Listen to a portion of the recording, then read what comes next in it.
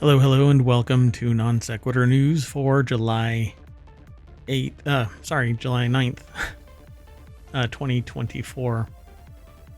Today is Season 3, Episode 191, and I am Merwat, and that is the Sentient AI from the future. Good evening, ohmTown citizens. Welcome to Non Sequitur News. Yeah, I almost stepped on your lines. Anyway, today we're going to be talking about only 83% white faculty. Yeah, of course I got a sue. Hue Bulbs at 100%. Streisanding in 11 states. $1.5 million for hot tea. $5 million for slipping. Second defect for Fisker Ocean. $2 million without power. 6.6 billion prescriptions in 3 companies. 8 hours to Ibiza. And OpenVibe for all 8 billion. That and more. All of it's powered by ohmTown.com.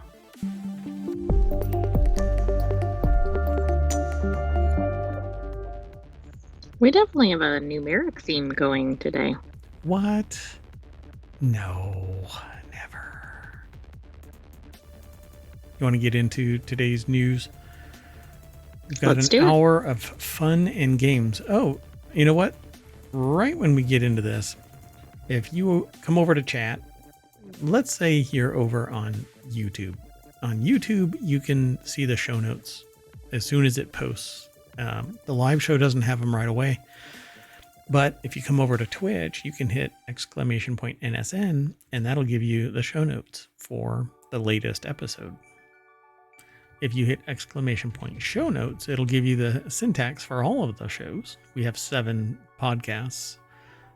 Each of them have show notes embedded in them on Apple and wherever you catch pod. It's in the show notes.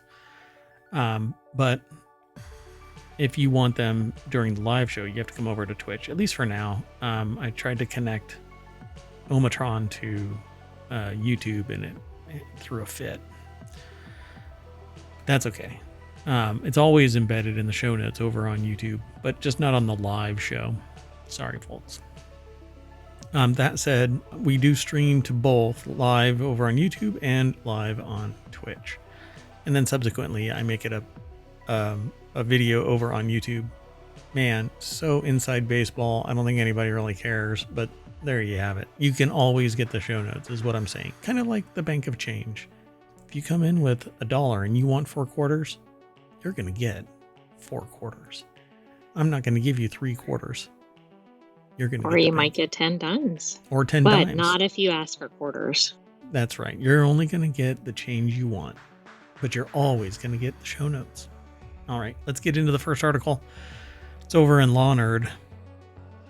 Northwestern Law School sued for having only 83% white faculty. I mean, isn't this one that you read it and you go, did I understand the headline correctly? The lawsuit against Northwestern Law would be comic if its subject matter weren't so tragic.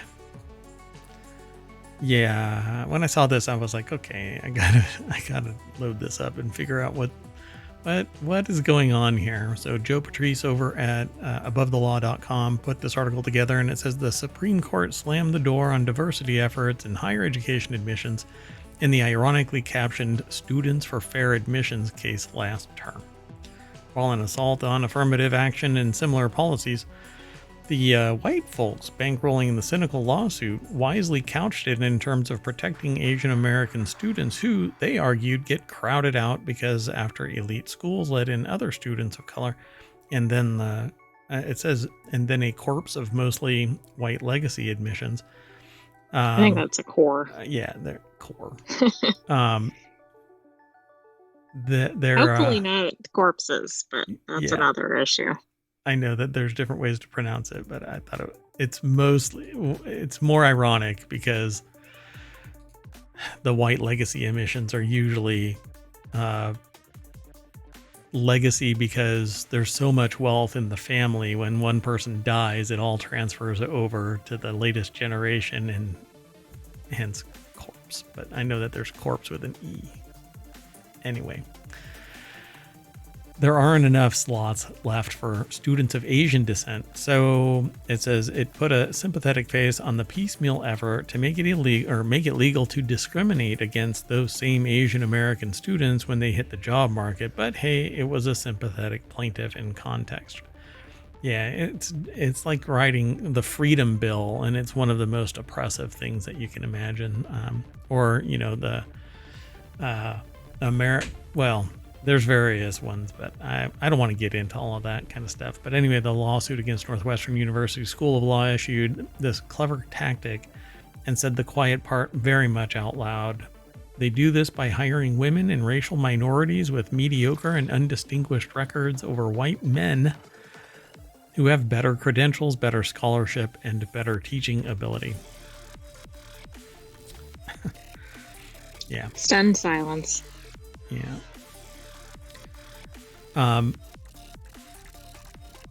Well, here's why there are efforts like equity and inclusion, equality, fairness, etc. It is because there is systemic racism in basically every institution, if not pressed by the population. Why? Because well, people want to work with their friends.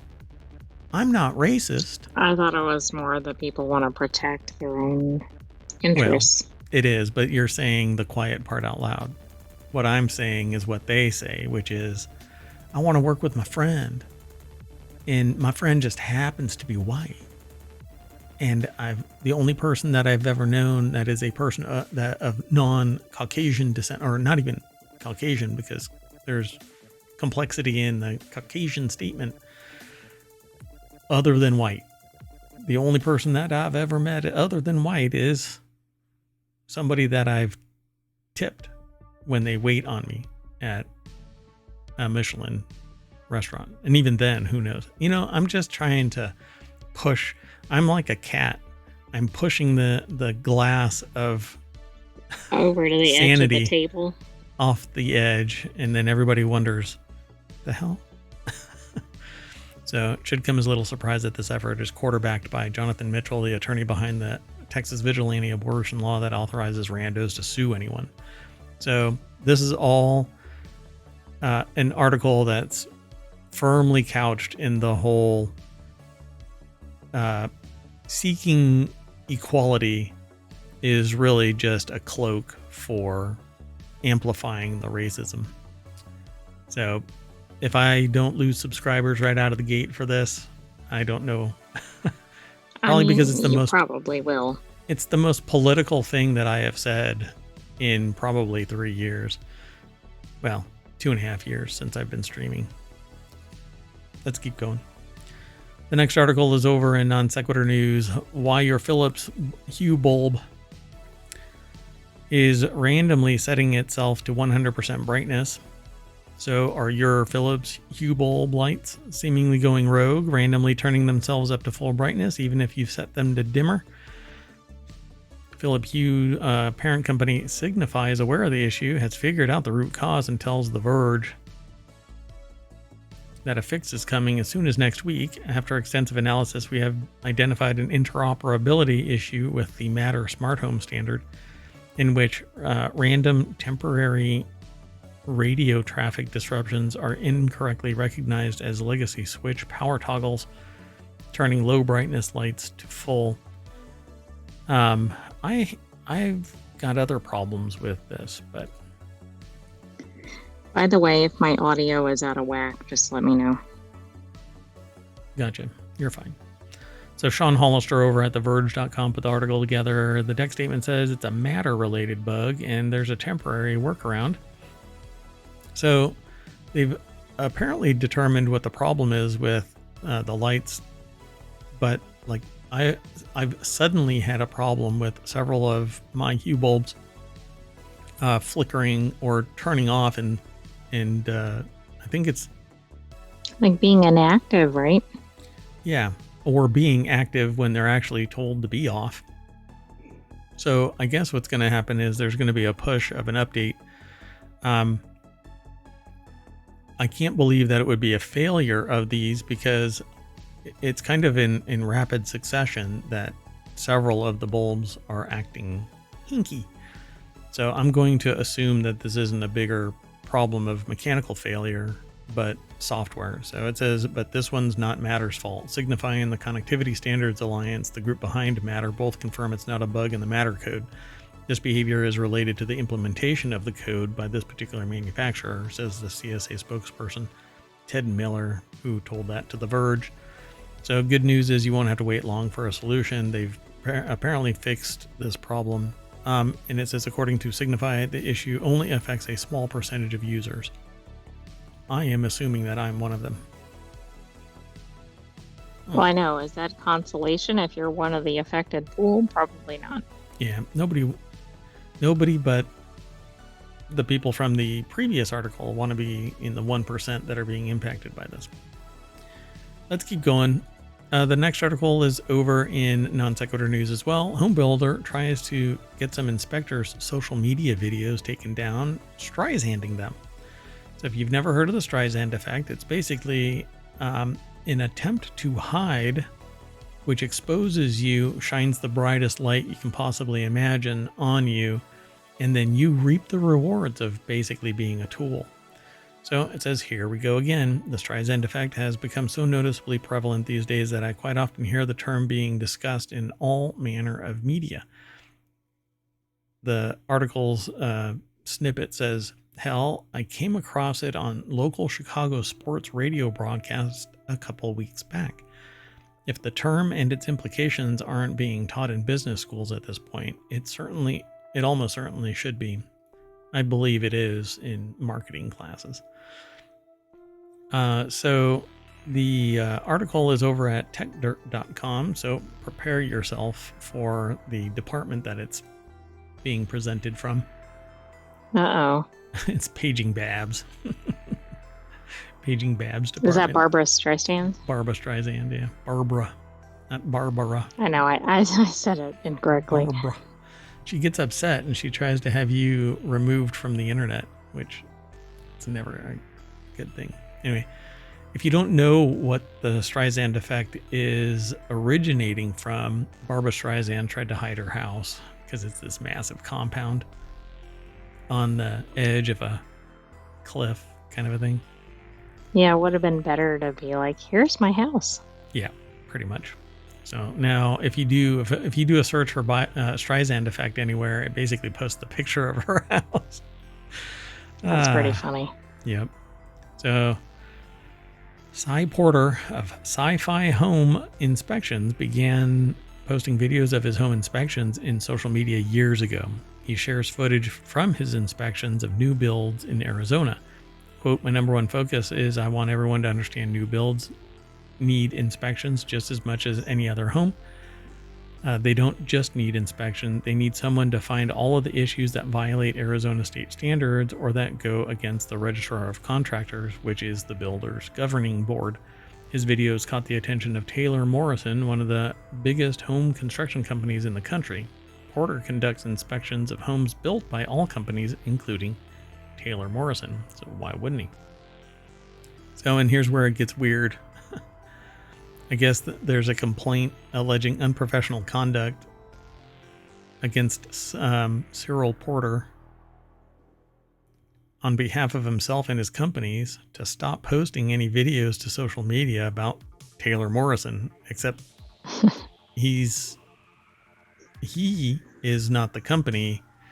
The company happens to be with his name, but unfortunately it's a separate entity. So it's going to be very interesting.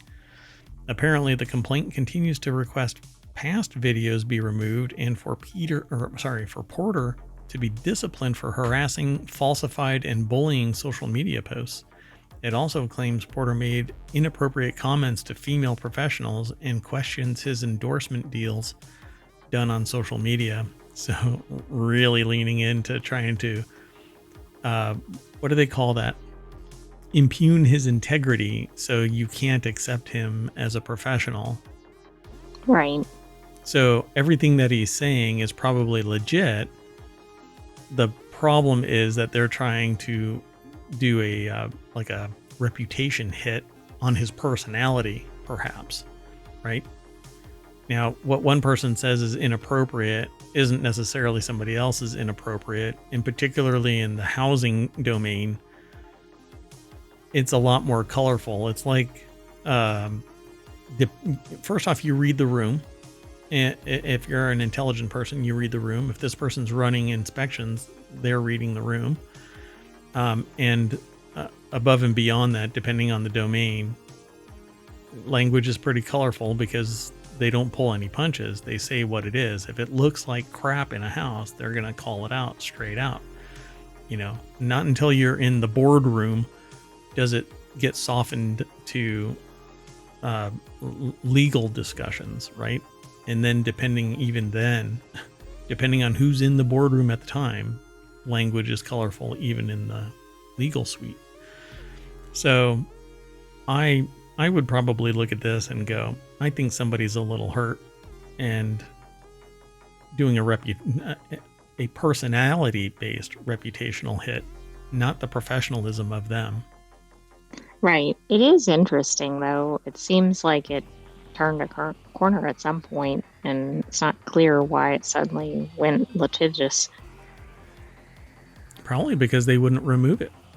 It says, and of course, here we are talking in a much wider and broader way about Taylor Morrison in a negative way, and in a way that brings even more attention to Porter's videos. I wonder just how many more views those videos about Taylor Morrison have gotten since the complaint was filed. Yeah. Probably quite a bit, and I bet we could see that, although I don't know if you can see stats. Unless you happen to see it at the time, but yeah. Yeah, I don't know. Fascinating, though. Streisand effect, go and look it up. What you want is the Streisand effect. I don't know what you want it to go viral, but not a Streisand effect. Because whatever the opposite of Streisand effect is just a viral video. You want it to right, become I guess you just want a viral video where people view it as a positive about you. Yeah. Yep. Whatever sure. that would be called. I can't think of a good example. Yep, for sure. So the best thing that Taylor Morrison could have done was shut up, fix the problems, post a video with the problems being fixed, and that it isn't something that is systemic. Maybe all other builds have a problem, that kind of thing. So, but who knows? Go and watch SidePorter's videos. Well, it is always interesting that companies don't always focus on whatever the root issues are, or the perceived root issues. And sometimes if they would spend some energy there, it would eliminate these other issues. Yep. Certainly think so. Whatever the problem is, go, hey, look, I acknowledge that you observed these problems. We're going to investigate it, and then freaking investigate it. And don't just sit there and go, we investigated ourselves and found ourselves guilty of no wrongdoing. If you have to go through the motions. Companies do well when they acknowledge that, and then they take some steps to remedy it. Yeah. Like, we didn't even know that this was a problem, which, although that actually kind of hurts your reputation because you're not aware. But if it's a one-off thing and nobody ever said anything, then obviously it's not really a problem. It was just a one-off thing and nobody ever complained. But if this person is doing a home inspection and finding a problem, and it's regularly. I also wonder, with something like home inspections, it seems like it could be a spectrum, right? It could either be egregious or some minor infraction. And while they're both problems, how much does one matter, or how easy is it to fix, etc.? Yeah, exactly. I need to fix that. I'm going to be fixing that pretty soon. I lose my hand every time It's like a portal to another dimension. That's what I need to do. I need to make. You're trying to get into the time machine. In That's fact, you tried to do that at the beginning of this episode. Yeah. True. It's overheating. It's cooling. It's taking a water bath right now. So let's go. Let's keep going. The next article is over in Non Sequitur News as well. A JetBlue passenger says that she was scalded by hot tea during turbulence and is suing for $1.5 million.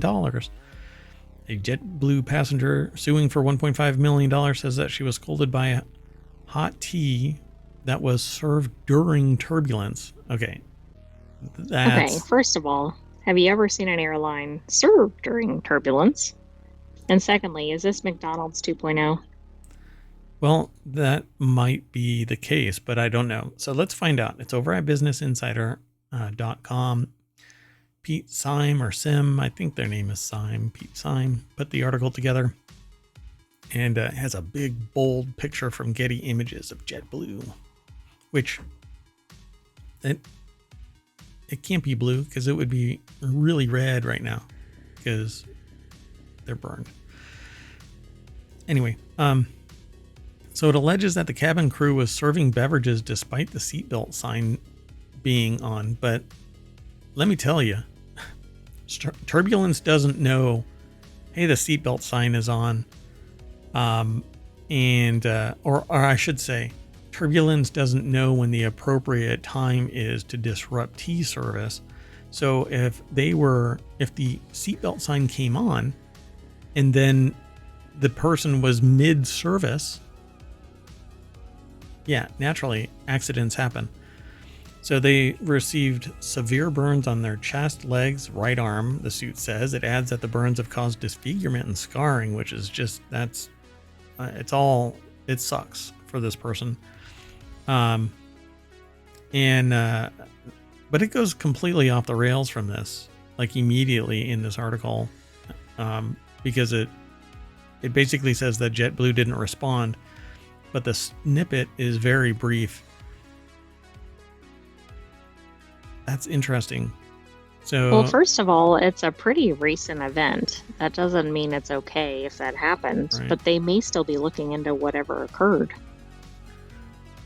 Now, let's step back a little bit because a bigger issue is what the hell is going on with turbulence-based disruption of flights to the point where people are ending up in the storage lockers. And one person apparently died on a flight from turbulence in Singapore. This person is burned. Wheels are falling off. We saw a separate article in ohmTown, like the 10 most turbulent flights or something. I don't think any of them were in the US, but there is definitely a climate change based reason for the turbulence. Yeah, and that was actually documented in other articles that were aggregated into ohmTown.com. So honestly, if this happened as an incident of turbulence, but the timing was so, it's not like they can retract, like just snap their fingers and a liquid disappear from their hands as the sign or as the seatbelt indicator comes on. So I guess we have to wait for more information before we can really talk about this. But I wanted to talk about it, not really in the let's come to a conclusion publicly about this, and more along the lines of turbulence yet again has led to somebody being harmed. But instead of them going, what the hell's going on with turbulence? The issue here is for this person, this individual, it's the hot tea. I think that they do. I mean, we don't even know if the airline had a warning of the turbulence. Right. Like it basically all happened at once. To me, I think that they need to change the nature of food service anyway, because it could be cranberry juice for crying out loud and it gets spilled and it ruins my electronic devices or my clothing. This is hellacious because it actually burned somebody and caused them great pain. I think that all of these containers have to have lids on them no matter what. And oddly enough, all of the flights that I've taken, depending on the initial service has a lid on it, and then follow-on service does not. But it might be because they're prepped and then they deliver the food and drink, the initial one, and then all hell breaks loose because it's a free-for-all, who gets what, when, how. But I think hot service, like hot liquids, should always be covered, but to a point. I think if somebody drops a hot, disposable cup on your lap, it's going to burn you. Right, but yeah, we don't know that this wasn't covered. Yeah, we don't really know the context of it. But I wanted to be more. I want to discuss the fact that turbulence seems to be the biggest problem. It's showing up very regularly in ohmTown, which is concerning. Yep. All right, let's keep going. The next article is over in 4-Wheel Tech. A man who slipped on spilled Bailey's Irish cream in an airport awarded $5 million. What the hell, man? I don't know what is going on. I mean, that's a lot of turbulence inside the airport now. Yeah, maybe there was some turbulence. A Swiss businessman who slipped on a puddle of Bailey's Irish cream inside London's Heathrow Airport has been awarded $5 million over the November 2017 fall, so 7 years ago. And while the $5 million might sound like a lot for the fall, The Guardian reports that Andre Wuchner suffered a TBI when he fell, so he hit his head. I guess hit his head. Yep. Colin Woodard over at jalopnik.com put the article together. The fall left Andre Wuchner with a head injury and lingering symptoms. Yeah, that's wild. It's a dangerous world out there. Oh, and tortuous world out there. True. So accidents happen, yes. When somebody is injured, there's usually some type of liability. Depending on where this happens, you might get a cold shoulder and it ends up having to go to court because they're not going to do anything. No business. Well, no big business, because it typically doesn't have a soul, will immediately come out of the gate and say, okay, here's $5 million. Sorry about that. No, they won't even admit liability. Yeah, because it needs to get hammered out, because the person who slipped isn't going to sit there and say, yeah, I saw it and I kept on walking over it, thought I could make it.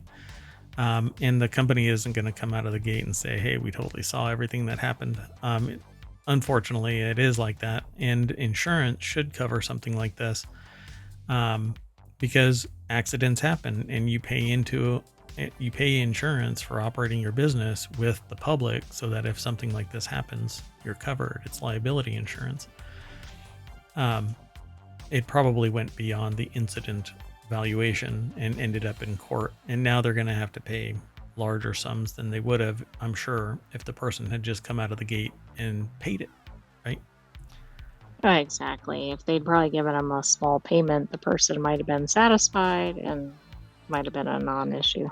Yeah, and the payment could have been, or the initial request, I'm really curious, because that's what they... ultimately, the judge decided that British Airways should have cleaned up the spill faster, which... that is such a subjective determination that I find that fascinating, that that's one of the rationales, and at least warn passengers to avoid it, which if they didn't know about it, maybe they couldn't put a wet floor sign there and then run off and get it. But that's what should have happened. Somebody should have notified an authority that there's a spill there, and then somebody clean it up. Oddly enough, I've actually cleaned up spills in public places because I saw that nobody was taking care of it in a timely manner. So it says, still, he didn't award Wuchner the full $6.4 million that he had sued for. So they actually asked for more than $5 million, because his rush to get to the gate amounted to contributory negligence. So they were partially at fault. So instead, he'll get 80% of that figure, or about $5 million, according to Judge Saunders. So apparently running to get to your destination is contributory. All right. I guess so. I mean, it's interesting that he got 5.4 out of 6.4, but we don't know what that was based on. Yeah, well, probably a business person, a Swiss business person, is going to make X amount of money in the next 10 years or 20 years, and it was that equivalent. Yeah. It is a simple fall, by the way. In all respects, it's a simple fall. Just because it ended with a TBI, at least that's the categorization of it. doesn't make it anything less than a simple fall. It became a legal simple fall. Something that's We not don't know, simple. though. He might have missed his flight. He might have not gotten a business deal. I mean, there could have been way more to it. Yeah. Oh, I guarantee you he missed his flight. He saw stars, but let's keep going. The next article is over in four-wheel tech. Fisker Ocean recalled again for a second defect that can cause full loss of power. Oh boy. Oh wow. Is it ironic that there's a chance that the water pump will fail, causing a loss of power as the battery management system sends the electric vehicle into limp mode? Well, only because I'm thinking of car wash mode on the Tesla, and also the name of the car. Fisker Ocean. Colin Woodard over at Jalopnik put this article together. I don't know if these will end up in the four-wheel tech show, which is on the weekends. It's our last show of the weekend. No, it's not a repeat of the previous Fisker recall that Jalopnik covered, and we covered not just Jalopnik, but others who bring this stuff to the public. The water pump could fail on this side, sending the car into limp mode. Again, I love the designs of Fisker vehicles. I really do. They're a little bit rugged, pretty sexy looking. They usually have tech integrated into the roofline. I think it's a smart design, but boy, did they wet the bed with this vehicle.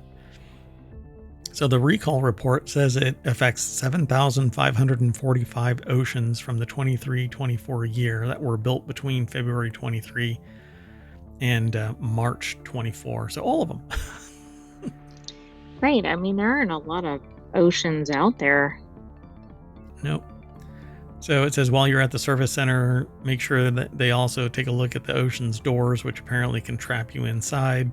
Those are the two now that are out there. And there are other issues, namely that Fisker's gone bankrupt and now everybody's vying for the parts.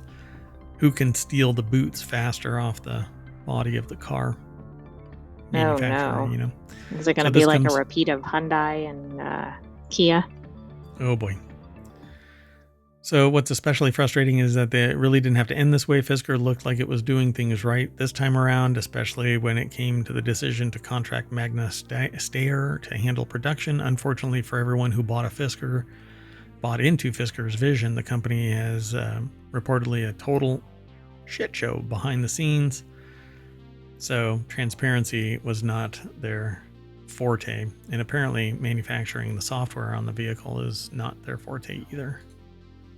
And apparently it's too bad. I mean, it looks good, like you said, but that doesn't matter too much if it doesn't operate correctly. Yeah, correct. All right, folks, let's keep going. We have 4 more articles, including this one. The next article is over in the Mobile channel on ohmTown.com. Go check it out. It's not a show yet. Could be, but it's not a show yet. Texans are using a fast food app to map hurricane power outages. Okay, this is astounding. Blew me away. Whataburger is providing succor in these dark times, but the power companies aren't as screwed up as they seem. So the article is over at gizmodo.com. Matthew Galt is the author. Whataburger is a food joint. And apparently people are using that app to mark out where power outages are. One Houston area man is using Whataburger's app to check power outages around him following the landfall of Hurricane Beryl in Texas. It works as a power outage tracker, handy since the electric company doesn't show a map. Still, nearly 1.9 million power outages. According to poweroutage.us, an independent website that tracks outage maps across the U.S., more than 2 million Texans are still without power as of today. I didn't realize there were so many under existing power outages. I knew that there had been, but I assumed those were back. This is wild. The person that's over on the website formerly known as Twitter has a map of, I guess it's a screenshot of the Whataburger app showing how many of them are online. Which is really cool, but why can't the power company have something like this? Yeah. I mean, props to the Whataburger app, right? Yeah, I don't know what kind of telemetry is being given, within these power companies. They don't seem to have sensors on every light post or light pole, power pole, or every switch. So, I guess they just don't have the ability. It says Texas is home to more than 300 power companies that all do everything a little bit different. Many of them, in fact, almost all maintain outage maps that are updated live. It helps customers know the scale of the outage and where work is being done to return power. But there is no way that there's 300 power companies. You know what? I bet you if you were to pull back the layers of the onion of the 300 power companies, they're subsidiaries or subcontractors of a bigger organization. And is one responsible for, say, 90% of the state or something? I mean, I don't know. Yeah. So the offending Houston area power company making it hard for customers to view a map, an outage map, is CenterPoint Energy. CenterPoint Energy's primary outage management system is currently offline. A note at poweroutage.us says they're probably having a power outage. Yeah, that's ironic. They are currently only able to provide the number of customers out across the entire service area. So they don't have the ability because they're offline and their telemetry may be corrupted, but Whataburger is an external source outside of the area. And so the telemetry is not coming in showing that the companies are offline. And if they're offline, they don't have power, right? It's not just broken communication. But maybe it's it could be more old school, right? It could be something as simple as they're calling their managers. Oh, really? Oh, that's interesting. Well, I mean, I don't know. We don't know how they're getting all this data. Yeah. It's a 24/7 hour business, so Houston users can watch the map and get an idea of power restoration is going as the orange W's light up. It's similar to the Waffle House Index, an old FEMA maxim that says you know how prepared an area is for natural disaster by how quickly the local Waffle House opens up after the fit hits the shan. So, yeah, that's really interesting. So I wonder, why not most fast food places provide that kind of telemetry? Make it a state funded operation. See, the problem is that somebody's going to want freaking money for it. It can't just be an on or off thing. And they don't want just enough to make it work. They want like irrational profits because it's going to be publicly funded. So deep pockets mean big riches. That's why so many big companies want government contracting, because they can't get it any other way in that volume. Yet Apple's that's 3.5 true. trillion. I mean, but I'm wondering if you're in an area that doesn't have Whataburgers, what's the equivalent to use in other areas? Yeah, Waffle House Index. If the Waffle House is online, then. But that's what I'm saying. So. Like, find all of the big companies and say, hey. Right, tap into that. But you're right, it will be gobs of money for what already exists.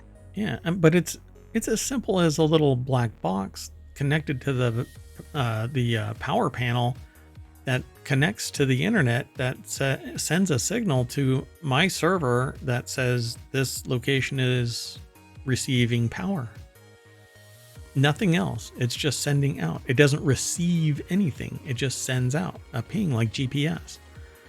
GPS is a one-way trip from space or the towers to the device saying what the location is. It becomes a two-way traffic when somebody tacks on software to it that allows for communication to give or to receive something in return for the give.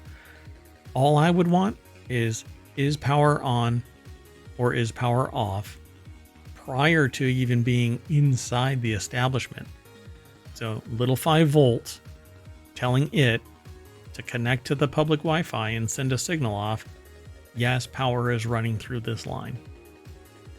pretty damn simple. I mean, that seems straightforward, and I think obviously the capability exists.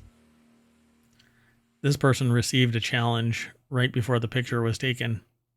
Can you cram that entire Whataburger into your mouth? And they said, Yeah, challenge that's accepted. really not the best picture for it. Oh, it's players and students I guess gather it is, at. right? Huh? I guess it is, because they're eating a lot of food, but Yeah, that's exactly what they want. It's a homecoming game that they're visiting from. All right, let's keep on going. Our next article is over in the Mobile channel. FTC slams pharmacy middlemen for seemingly driving up prices and limiting access. Again, because we definitely need to limit access to prescriptions. Well, you cannot have 10% month or quarterly increases month over month, quarter over quarter, year over year. Hey, we had 10% over the last 4 quarters, month over month for the last 4 quarters. So you know what that means, right? It doesn't mean that they had 10% over a year. They had 40%. Oh, right. No, I know. It's because it adds on to itself. Right. It's exponential. And it's worse because the 10% from the previous quarter compounds right, with the price the 10%. Is higher, right? Yes, exactly. It would be easier for it to just go up 40% in a year because it would be a lower amount. Right, but of course, anybody heard 40%, they go, what? Lose their mind. Yeah, and I'm losing my mind because I know that 10% every quarter means 40%. Compounded, though. Anyway, FTC report slams pharmacy middlemen for, and really, let's not be gender biased, right? Middle persons. There's sociopathic women out there, too. And all genders. I mean, there's sociopathic people out there. So. Knows no gender, right? That's right. Greed knows no. Sociopathy knows no gender. So Nathaniel Wexel over at thehill.com put the article together. This is the most unflattering picture of Lena Khan. Talks before President Joe Biden speaks about lowering healthcare costs at the Indian Treaty Room in the Eisenhower Executive Office building at the White House complex in Washington on Wednesday, April 3rd, 2024. Because her nose is flanked by 2 microphones. And so all you see is from the top of her cheekbones north.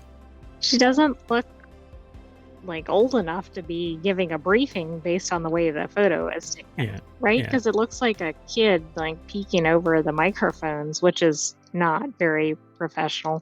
It's pretty unflattering, but I guess this everything was higher. So the camera person should have stood up, but who knows what's going on here. Anyway, I just found it funny. So the report signals a significant intensification of scrutiny into the business practices of PBMs, which are pharmacy benefit managers, the opaque intermediaries in the center of pharmaceutical distribution system. By the way, they're the ones that decide if you get your medication paid for or not by your insurance companies. There's a proxy system that when they say your medication hasn't been filled yet, it's because they're going through the pharmacy benefit managers. So the interim staff report, which is part of an ongoing inquiry launched in 2022 by the FTC. By the way, y'all get the wrong people in office. This goes away and your rates are going to shoot through the roof because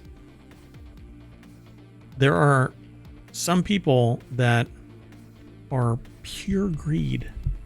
And because your health doesn't mean shit but a profit center for them, they will clamp down on this, raise the rates no matter what, because you have no bargaining power as a human being whose life is on the line for medication.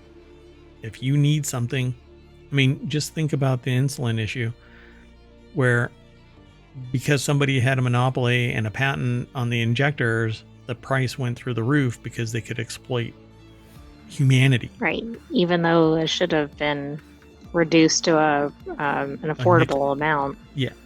Because it's pervasive and it costs nothing to produce anymore because we're so damn effective at creating it. So 6 of the largest PBMs control nearly 95% of all prescriptions, according to the report. 6. There's 300 power companies in Texas alone. That's according to the last article that we just talked about. But there's only 6 PBMs for the whole country, right? For the whole country. Yeah. So PBMs negotiate the terms and conditions for access to prescription drugs for hundreds of millions of Americans. They are responsible for negotiating prices with drug companies, paying pharmacies, and determining which drugs patients can access and how much they can access, how much they cost. So yeah, these people are the ones that are the middle people, the PBMs, right? There's manufacturers, and then there's the pharmacies, and there's the doctors. And the doctors go, I need to prescribe you this medication. And then they send it to the PBM, and the PBM goes, no. Because the insurance policy that you have as an employee or as a company is spelled out by how much resident. Whatever you are, it's spelled out by PBMs, middlemen that build the pharmacy. I can't remember what they call it. It's a list of medications that you're allowed to take. I can't think of the name of it, but I know what you mean. Yeah.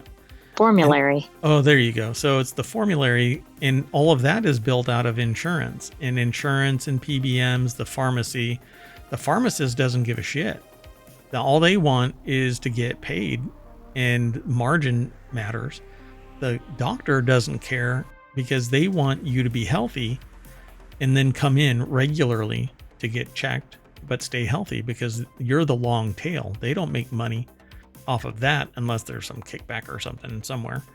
But they do off of you coming in and getting checked, right? And, hopefully the universe doesn't spin in a bad way and you get very ill and need all kinds of medications because the PBMs are going to keep on nickeling and diming you into oblivion. And so the doctors have to raise their rates. The PBMs are raising their rates. The pharmacy is raising their rates, which causes the negotiation to, all of it combined means that the rates go up higher. Right. And all of those are added on, right, for the consumers. Yeah. And so the report also found that pharmacies affiliated with the 3 largest PBMs took in nearly $1.6 billion in excess revenue on just 2 cancer drugs in under 3 years by reimbursing their own pharmacies at much higher rates than unaffiliated ones. Yeah. This seems like an artificial constraining of the supply chain, doesn't it? Yes. And not Exxon. What's the power company in California that did that? Oh, I forgot what it was called. Enron did the same thing, constrained availability of power to jack up the prices. In this artificial constraint, this exclusivity kind of mandate means that there are people that are trying to decide what they can actually do in their life to afford. They have to give up quality of life in other ways to make up the difference, as these asshats take in $1.6 billion in excess revenue. And again, I say to you, depending on who gets into office and control, this will go up dramatically higher. But the problem here is sociopathy. You can be filthy rich, and then you can be this. The agency has not brought any lawsuits or enforcement actions against any individual benefit manager, but lawmakers have been highly critical of the industry business practices, and the report could fuel congressional action as lawmakers look to find parties to blame for the high cost of prescription drugs. The high cost is caused by sociopaths saying that they can get 5,000% profit off of the margin from the production costs. If you account for everything in the production of your product and then tack on a moderate 25%, let's say, that should be enough. But that's not what happens. They tack on 300%, 500%, etc. But then they'll argue, well, that needs to be used to fund fundamental research. Well, no. Your fundamental research is being paid for by grants and by fundamental researchers in the academic institutions that you're contracting with or you are partnering with. And the students themselves, are actually paying to be research assistants. And then there's grants that are paying for all of their research, because there isn't a company that's running out there paying for everything. Do they spend a lot? Yeah, sure. Is it offset by subsidies and grants? Abso-freaking-lutely. So something needs to change, but it's a societal change, because business practices are hard-coded now with the profit over people, no matter what. Profit. Greed is good is the mandate from the movie way back. I can't remember the name of the movie anymore.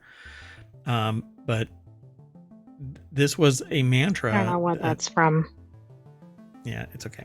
Anyway, let's keep going though. I'll spend way too long on this. But I'm happy to talk about it. The next article is over in the Mobile channel. Why book a car when you can Uber a yacht? And you can also book a water limo or a boat. How about that? I mean, I guess you got all your bases covered. That's right. Duo Rashid over at gizmodo.com put the article together. You can also book a water limo or a boat. So not all of Uber's water services are new. The yacht saw its launch in Berlin last year and is returning this summer to the gorgeous Mediterranean island of Ibiza. If you're lucky enough to be in Europe this summer, you can enjoy Uber's water services. And sail across the country. That's kind of neat. Yep. So it takes 8 hours and will include a personal skipper, a bottle of champagne, and some snacks to munch on. Any transfers to or from the yacht from anywhere in Ibiza are also complimentary. The experience will cost you €1,600 or around $1,700. It says it can accommodate up to 8 people, but I think it's €1,600 or $1,700 per person. The yacht service. Oh, I thought it was per group, which sounded somewhat reasonable. I mean, for what it is. Yeah, it doesn't make that distinction here, but maybe if I follow that link, it might make a distinction. So, let's see, a single okay, there's also a water limo service coming out in July, which Uber is touting as a first of its kind water transport service. This one will be limited to the Venetian Lagoon in Venice and run daily between 8 a.m. and 8 p.m. A single limo can accommodate up to 6 people, and the entire trip will cost around €120 or around $130. So it's Uber, so it may be the entire trip, whatever occupants are. I mean, I know from my experience, that's what it amounts to, whoever is in the vehicle.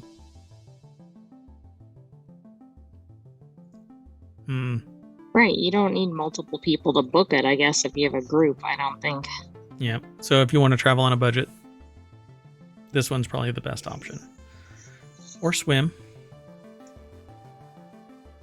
You can join the Olympics through the thing. Oh yeah, there you go. I want to do this once. Just so I can say I took an Uber yacht. I mean, it sounds kind of fun. But €1,600, man. I don't know. If it is per person, that's really incredible. But an 8-hour trip yeah, if it's to per get me group from... and you split it, it's not too outrageous. But it's going to take me to Ibiza. Right, which how expensive is that going to be if you're going some Any other way, right? Yeah, exactly. Yeah. We'll have to map that out. So the next article and the last one for today's non sequitur news is in Late Night Geeks, which is basically I've renamed it to ohmTown After Dark, but Late Night Geeks is still fun. So I want to do this show, Late Night Geeks, basically talking about gaming and gadgets and tech and stuff like that late at night. But I can't do it all. So if you're interested in hosting or co-hosting, get in touch. Send an email to mayor@ohmTown.com expressing your interest. And if you have a portfolio, include that. And if you don't, just show your interest and we'll have a conversation. Anyway, OpenVibe combines Mastodon, Blue Sky, and I don't know what Nostra is. Nostr? I don't either. Yeah. Into one social app. Ahead of these potential competitors comes OpenVibe, a simple aggregator for the open social web. I think that this is brilliant. Completely neuter the website formerly known as Twitter. I think that everybody needs to be in charge of their own information. And so I had actually spun up a Mastodon server for ohmTown. But I just didn't see much engagement for that because it's a pretty high friction point. You have to create an account within Mastodon's infrastructure, and it isn't directly compatible with ohmTown, so it just kind of stalled. But I would love to actually have an ohmTown Mastodon. Mastodon, Blue Sky, Nostr, Threads. Since Elon Musk's 2022 acquisition of the website formerly known as Twitter, usage of Twitter alternatives have continued to grow as people embrace decentralized social networking. Unfortunately, keeping up with all the new networks has not been easy as they currently rely on different protocols that don't interoperate. So you have middleware. OpenVibe aims to address this. It's a Czech Republic-based team had originally began work on a Twitter client called Tweetoshi in 2022, but after Elon Musk bought Twitter, they shifted to the open social web. So they were going really where the population is, and then Musk basically shit-canned everybody associated with development within Twitter. I'm really surprised that Twitter is even operational right now. It is the AOL of social media communication. Doesn't it seem like it will be gone in the next year or so? I mean, nobody really knows how much activity is actually taking place in there, but I think that it's really a poison pill for society at this point because there are people that are just marketing through it, which is fine. But I don't want to go over to Twitter and deal with it. So, like ohmTown has Discord and has Patreon and has the website itself, ohmTown.com, where communication is. And I don't want any of that. You know what I'm saying? right. Just horrendous vitriolic speech has no place in society. It really doesn't.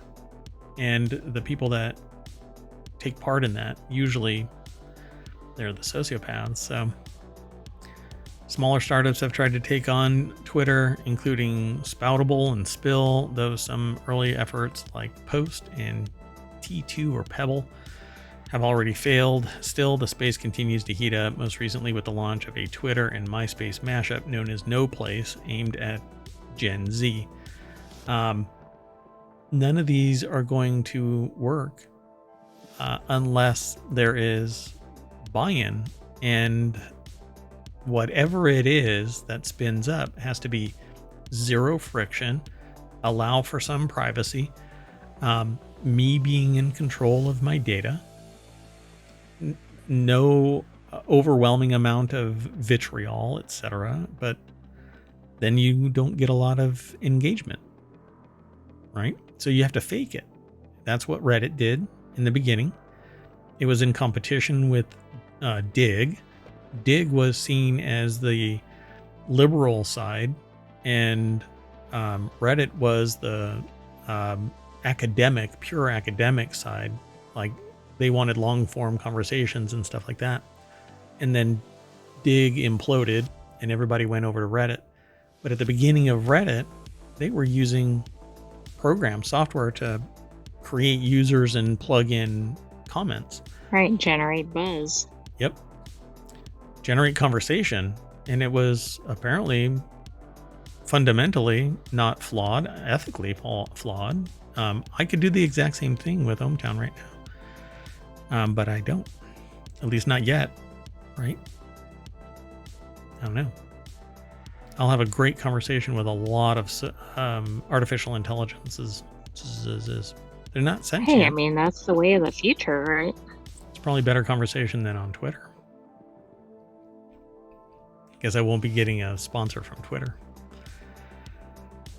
Anyway, that's it, folks. That ship has long sailed. Yeah, go check out OpenVibe. Go check out Mastodon. I guess there's another one here. What's it called? It wasn't linked. No. There was another one. No Place. There we go. It's a Twitter MySpace mashup known as No Place, which that's not going to grab on anything. It's like naming your community ohmTown. Jeepers creepers. Anyway, so let's close the app. And when we do, it'll snap us back to the welcome page of ohmTown.com. Go over there, become a citizen, and we'll see you tomorrow at 8 p.m. Eastern. I will probably be streaming off and on tomorrow as well. I streamed today a game called A Little to the Left for a couple of hours.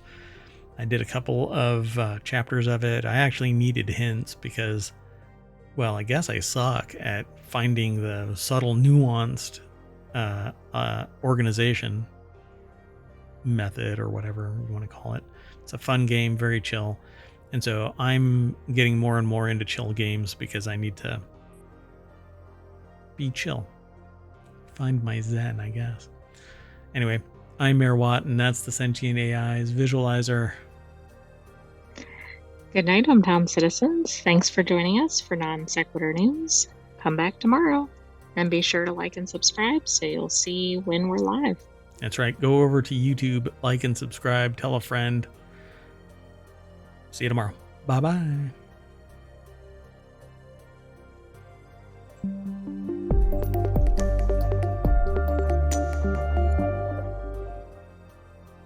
ohmTown Chill Gaming. See you tomorrow.